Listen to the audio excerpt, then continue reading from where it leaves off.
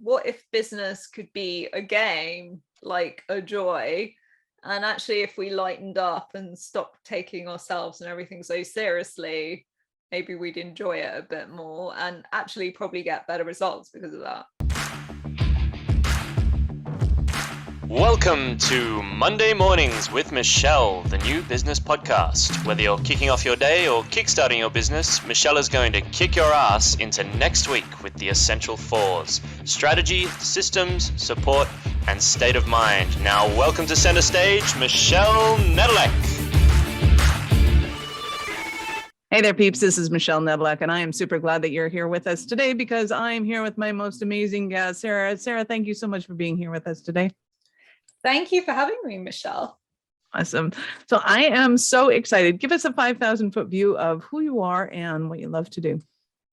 So my name is Sara Sabin. I am probably, you can guess from my accent, from the UK, and I'm a transformational leadership coach working with high-performing entrepreneurs, and I also help early stage coaches build a six-figure business. Nice. So how did you get into that? Why leadership in particular? Well, that's a journey. Excellent. And the rabbit hole begins. There is never a simple answer to this question. I will try and give the nutshell version because it's been a bit of a journey of different businesses, different angles, etc. So my background is tax accountancy. Wow. I actually really loved tax law when I was 19, 20, weirdly, but yeah, that was my thing. So I was in the corporate world for about 9 years, and I also worked with high net worth individuals and families. And basically the seeds of entrepreneurship, I guess, began due to what I now call my crisis of integrity. So about 2 years before I left the corporate world for good, I was like, I'm not happy anymore. I used to love it, but something's not quite right. I'm going to try interviewing for other jobs and see how I feel. I eventually came to the conclusion that changing jobs wasn't going to cut it anymore, and there was something else going on. So it was around that time in my life, one of my friends approached me and said, hey, would you like to co-found a startup? And that was how I started my first business, and all bright-eyed, bushy-tailed with my rose-colored glasses. And I was like, sure, how hard can it really be? Oh, don't ever ask yourself that question. Don't ever ask yourself. Yeah. So basically we started doing that around 2014 now. So I was doing it whilst I was still in the corporate world. And just to give some context there, it was a service for doctors who wanted to transition to non-medical careers. So we're doing events, conferences, online resources, recruitment. Long story short, it was doing really well. So I was like, hey, I'm ready to be a full-time entrepreneur. I'm going to plan to transition out of a corporate job, which is what I did at the end of 2015. I'd like to add, for anyone in a similar situation, I built up a financial runway because I needed that kind of security before I could take that leap. And also psychologically at the time, I thought, this is it. This is what I'm going to be doing forevermore. Okay, so that story ended with, over the course of the next year, I realized that my vision and my co-founder's vision were completely diverging. She was driving me nuts. I was probably driving her nuts. We were bickering all the time, which wasn't good for team at all. So I said to her, look, this was your baby, your business idea. I'm going to retain a small shareholding in it, and I'm going to move on. So that's what I did. And that business is still going today. She's still running that. And then I thought, right, I now have a point to prove to the world that I am going to be a tech startup entrepreneur. And I was adamant that I would not have a co-founder at the beginning, that I would start it off so I could create the vision for myself. in retrospect, I see it as a vanity project. So there was no real purpose or passion behind it. It was completely like, I have to prove people wrong. And actually the tech world seems quite sexy. So let's go do that.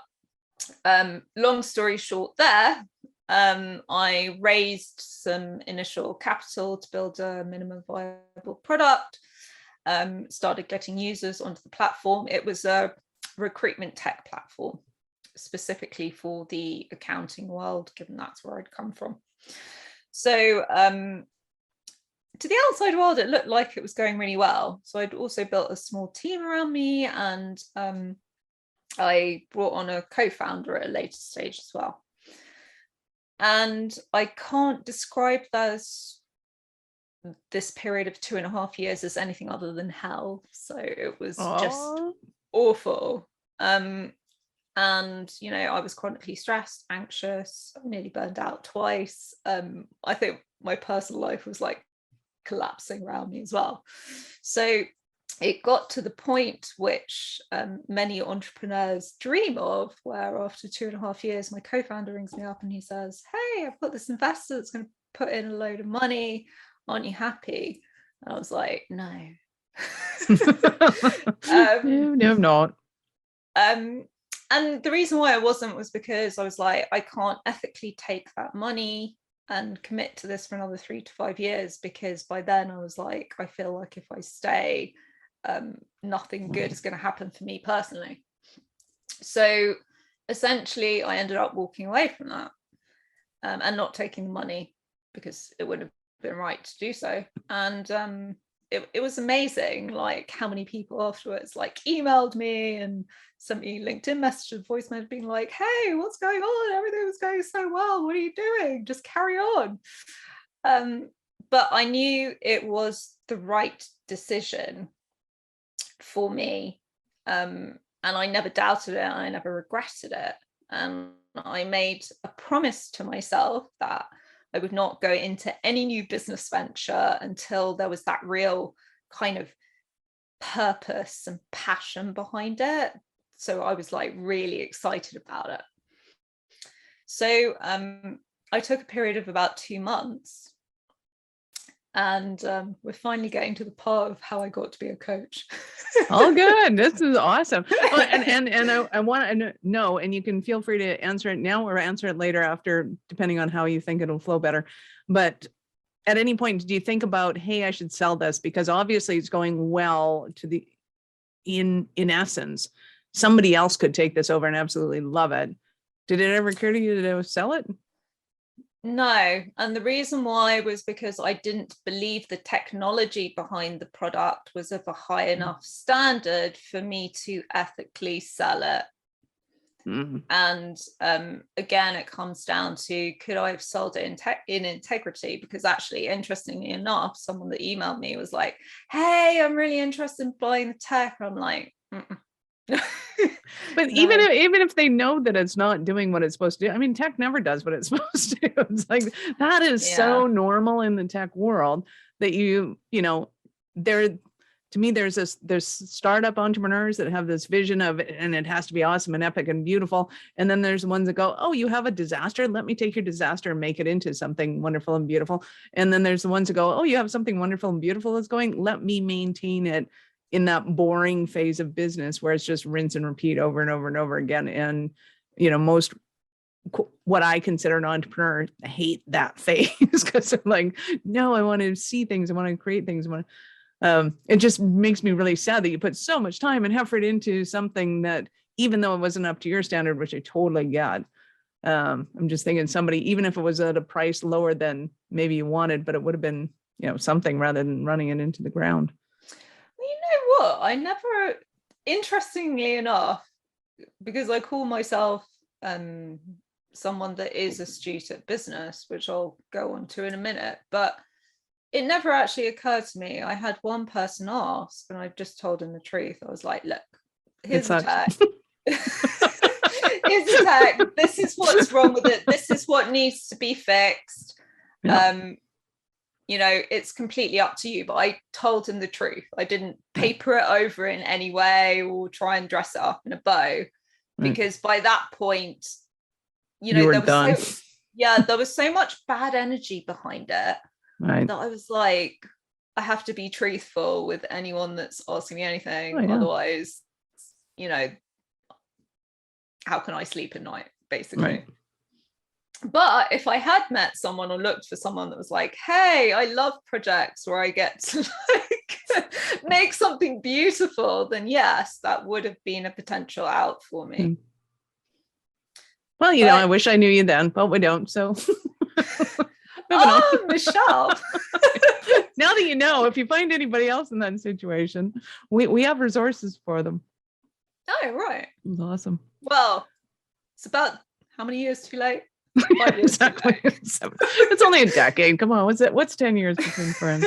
Come on. Anyway, so where did I go up to? So I took off 2 months and I said, right, when I do the next business, this is going to be the right business and it's going to have the right energy behind it.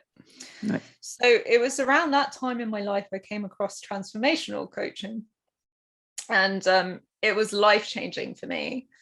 I'd never had a kind of coaching which worked on a deep level, kind of dealt with your thoughts, beliefs, perceptions, emotions, all of that good stuff. And I was like, wow, I'm so excited about this. What if I could make this into a business?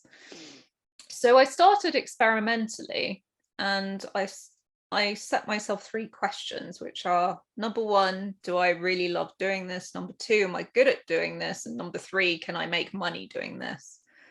And within a few months, the answer to all of those questions was yes. So that started my journey, which brings me up to today. Why I niched into leadership specifically, and leadership for high-performing entrepreneurs and entrepreneurs in general, is because as you may have gathered from me talking about integrity, I think that there really is a new paradigm of leadership that needs to come into effect and is sorely needed in the world today. And there's also needs to be more money in the hands of ethical entrepreneurs that are going to go out and do good in the world. So I want the network effect of what I do to create that positive change. So that's how I kind of became a transformational leadership coach. But what I do is combine it as well with business consulting as well, because I found over time that that was the way to get the biggest results. So yeah, that's my story. Nice, I love it. And clearly the background in the business too, the business acumen to be able to build the business is, to me, it's the tactical paramount, but to be able to have the mindset as well is also a necessity. So for those of you who have just joined us, my whole philosophy on scaling a business is you need strategy, systems, support, and state of mind.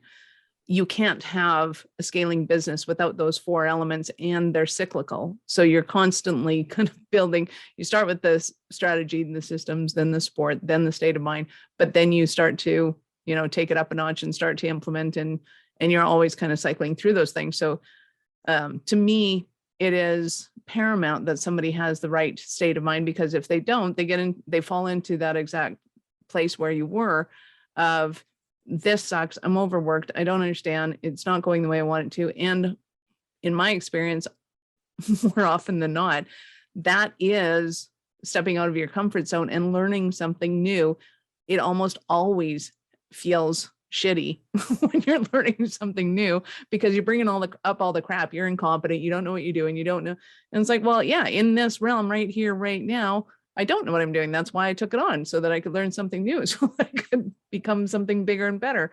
And I think without somebody's help like yours to be able to navigate those waters, it becomes really easy to just start taking an axe to our own boat, just like ripping the shit out of it, going, this isn't working. Yeah. And we wonder why we're drowning. It's like, well, if you'd stop taking an axe to your own boat, you'd be fine.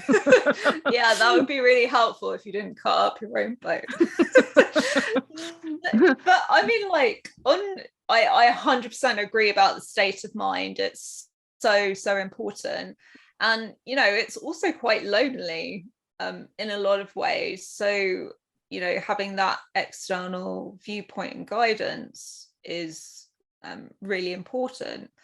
But what's interesting, or what has been interesting to me in my journey on the topic of discomfort, I think most people would find moving from corporate to entrepreneurship uncomfortable, right? It's a bit of a leap of faith. So I think objectively we can agree on that. But the interesting thing is discomfort looks different for everyone.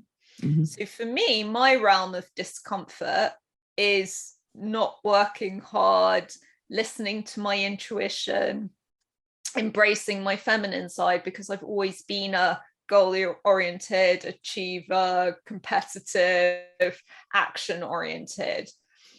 So it's something that I work on constantly. How can I make better decisions by embracing my intuition as I'm scaling up? And how can I get out of this kind of programming